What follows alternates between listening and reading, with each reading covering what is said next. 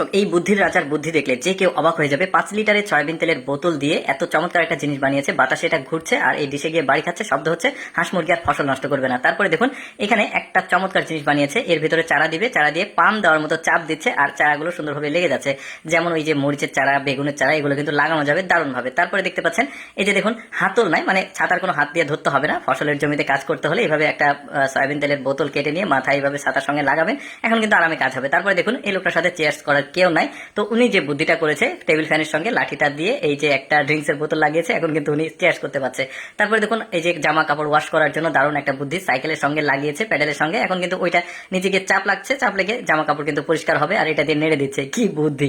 তারপর দেখুন আপনার হাতে যদি সময় কম থাকে এইরকম একটা ডবল ডাটওয়ালা বেলচা বানিয়ে নেবেন, এতে কিন্তু আপনার কাজটা সুবিধা হবে। কৃষকদের জন্য ভালো একটা বুদ্ধি, দারুণ কিন্তু একদম কম সময় কাজটা করতে পারছে। তারপরে দেখুন কৃষকরা যখন ফসলের জমিতে সার প্রয়োগ করতে যায় তখন এই ডিশটা হাতে ধরে রাখা সমস্যা হয়, তো এভাবে একটা বস্তা কেটে সুন্দরভাবে লাগিয়ে নেবেন, এটা আটকে দেবেন, এখন কিন্তু দুই হাতেই কাজ করতে পারবেন। তারপর এই বুদ্ধিটা দেখুন, টয়লেটের যে টিস্যু পেপার থাকে এটার একটা টিস্যু হোল্ডার বানিয়েছে।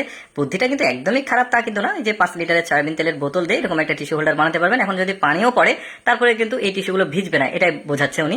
তারপরে দেখুন বাসায় যদি ওয়াইফ না থাকে তাহলে দেখুন পুরুষ মানুষ আসলে কিভাবে রান্না করে। আপনারা এইভাবে একটা 5 লিটারের সয়াবিন তেলের বোতল কেটে এভাবে একটা হেলমেট বানিয়ে নিতে পারেন।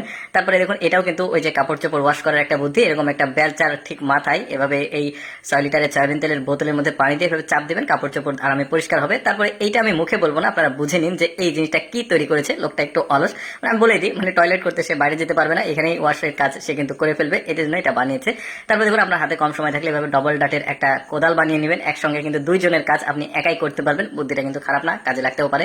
লোকটা ছবি আঁকাচ্ছে দেখুন, এই ডালের সঙ্গে কালি দিয়েছে, দিয়ে জাস্ট ডালটা এই কাগজের উপরে চাপ দিচ্ছে, এতে কিন্তু ছবিটা অঙ্কন হয়ে গেল, একটা সূর্য লাগিয়ে দিল, এতে কিন্তু জিনিসটা সুন্দর লাগছে। তারপরে এই লোকটার বুদ্ধিটা বেশ চমৎকার লেগেছে আমার। দেখুন এই ড্রামগুলো এক জায়গা থেকে আরেক জায়গায় তুলে নিয়ে শিফট করা একটু কষ্টকর, তো এই বুদ্ধিটা খাটিয়েছে, যেখানে সে পাঠাতে চায় ওইখানে গিয়ে কিন্তু সারিবদ্ধ হয়ে থেকে যাচ্ছে। দেখেছেন, মানে লোকটা যদিও আসলে এটা প্র্যাকটিস করতে হয়েছে প্রচুর পরিমাণে, এটা রপ্ত করার জন্য বেশ চমৎকার। তারপরে এই বুদ্ধিটা আমার কাছে সবচেয়ে ভালো লেগেছে এতগুলোর মধ্যে।